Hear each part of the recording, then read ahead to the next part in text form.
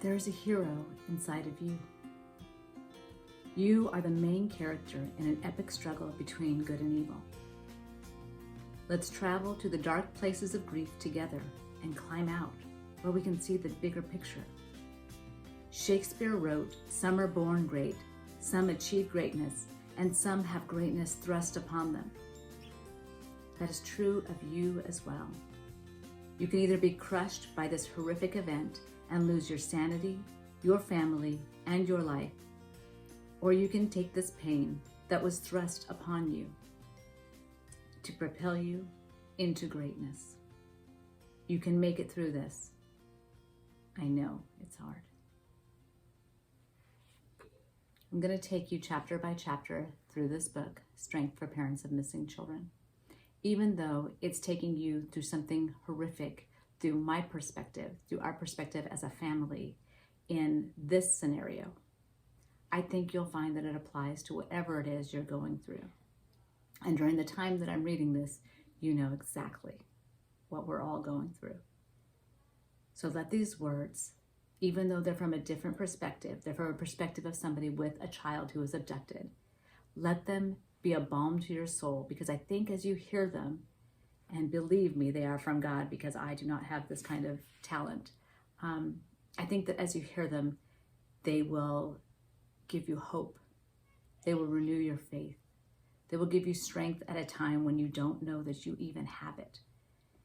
And so I'm going to read chapter by chapter, each video being a chapter of Strength for Parents of Missing Children. And as you saw from the opening, and that was just the opening video, let alone, that's not even the opening of the story, I'm going to take you through some of the things and the feelings that we went through. But I think you'll find your own story in here, regardless of what you're going through. Everyone who's read it has said it applies to their life, and the title should be different because it's for everyone.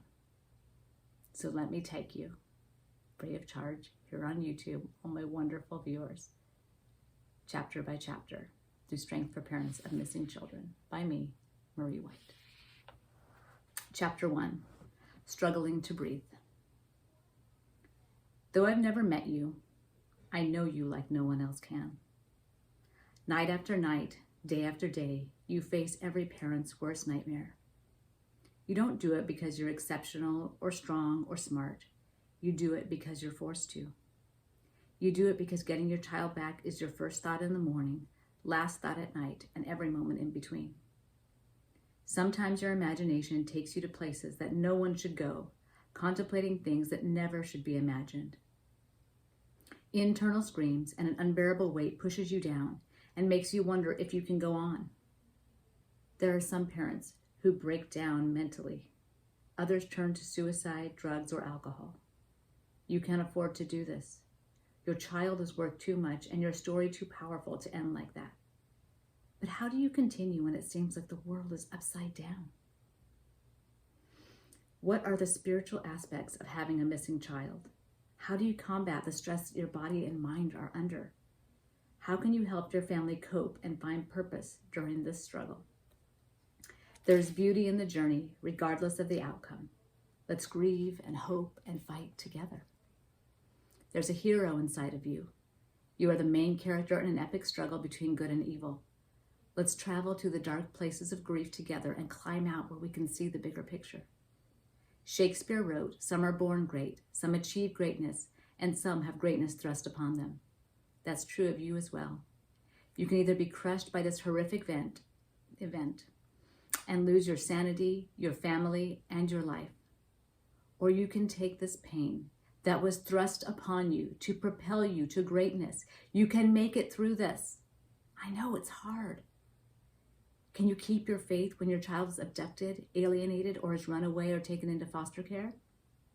How do you make it through the darkest days? Why is this happening to you?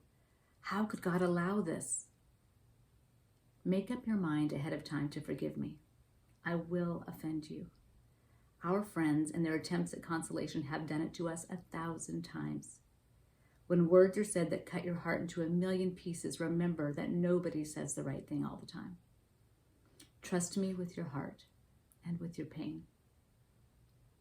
Some things may be hard to hear, but you're becoming an expert at really hard things. and you're stronger than you think.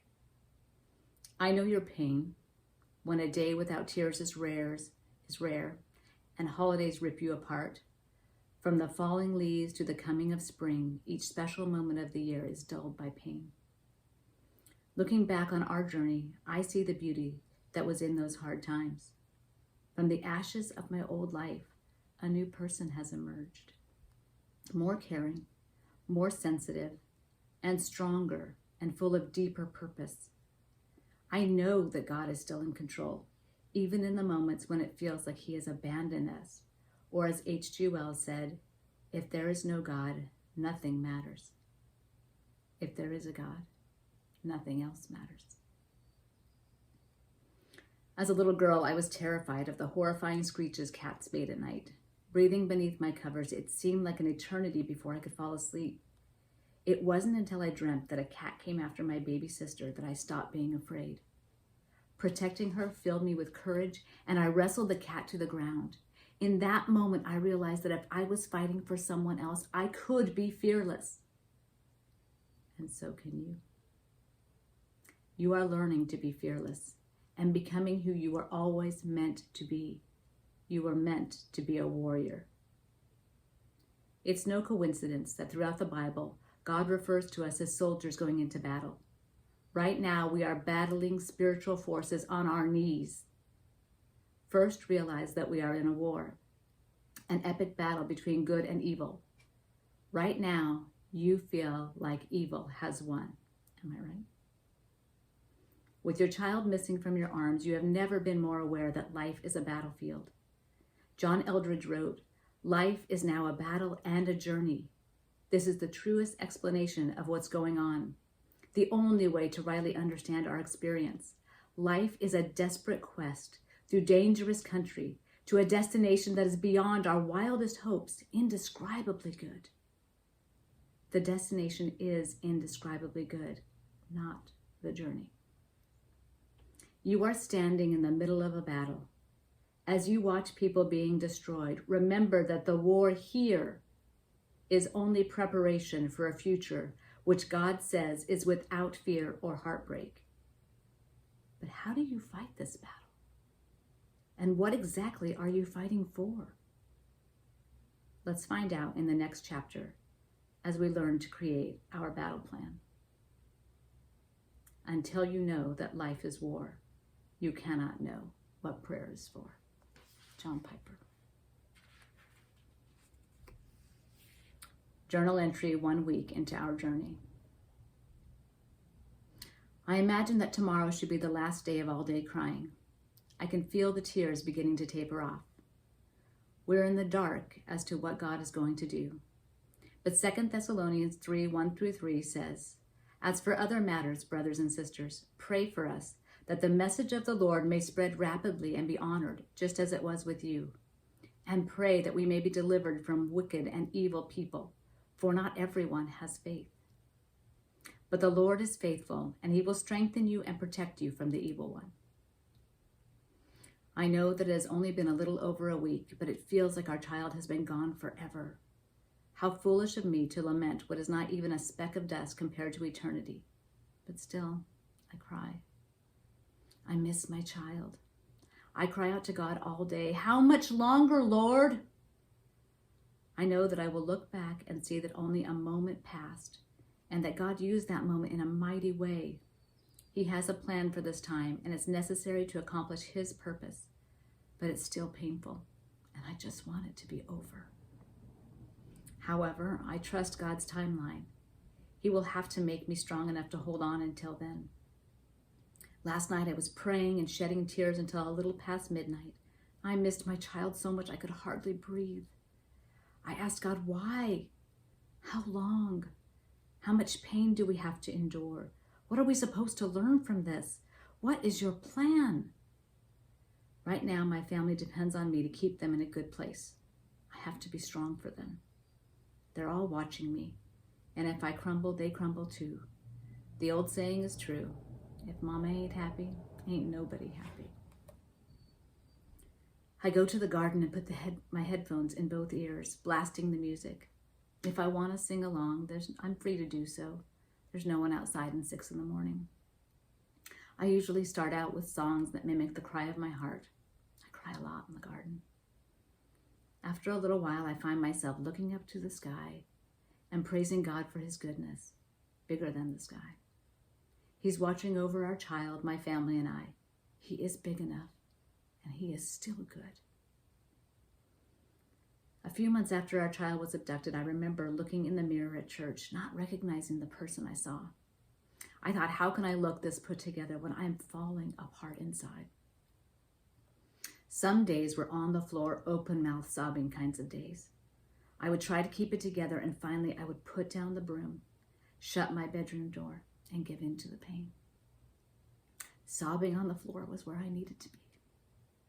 Then, when the sobs felt forced, I got up, wiped my face, and went back to sleeping. Whew, tough to read when you get tears in your eyes. 2 years later, I still want to tell everyone I meet at the store or on the street that our child is missing. They need to know. How can the world keep turning when our child is gone? Through this terrible event, I have become aware that every person goes through serious trials. You and I know, in a way that no one else does, that we will never be the same. But what if we aren't supposed to be? William Arthur Ward wrote, "Adversity causes some men to break, others to break records." In the coming chapters, we will learn about suffering and hope in this evil world. We will venture into the valley of the shadow of death and see if we can make it out alive. Are you ready? Let's look at the 3 aspects of our lives that are being attacked right now and how we can combat them. That's the end of chapter 1. Stick around for chapter 2.